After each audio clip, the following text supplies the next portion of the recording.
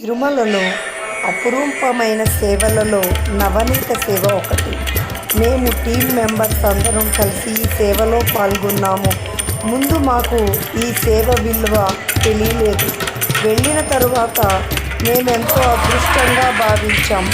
ఎందుకు చెప్తున్నాను అంటే, మనము ఏమి ఇచ్చినా స్వామివారి దగ్గరకు చేరవు. ఒక్క గర్భగుడిలోకి వెళ్ళేది ఓన్లీ వెన్నపూస మాత్రమే.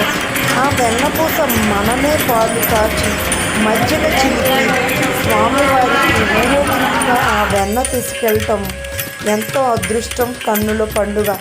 దీనిని సుప్రభాత సేవ అప్పుడు స్వామివారికి అన్నంలో కలిపి స్వామివారి అభిషేకంలోనూ ఈ వెన్నను ఉపయోగిస్తారు.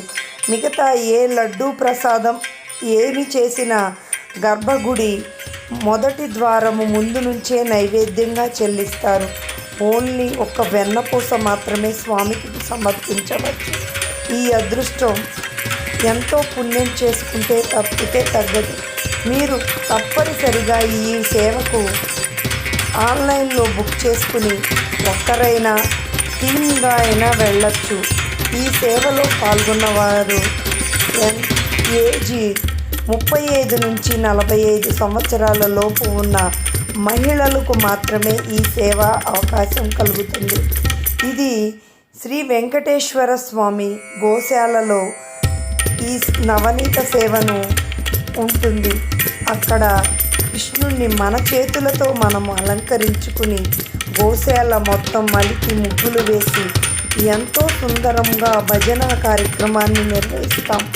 ఈ అద్భుతమైన సేవ అవకాశాన్ని ఎవరికి వచ్చినా వినియోగించవలసి ప్రార్థిస్తున్నాను. ఈ వీడియో కనుక మీకు నచ్చినట్లయితే లైక్ చేయండి, షేర్ చేయండి, సబ్స్క్రైబ్ చేయండి. మీ అమూల్యమైన అభిప్రాయాన్ని కామెంట్ రూపంలో తెలియచేయండి.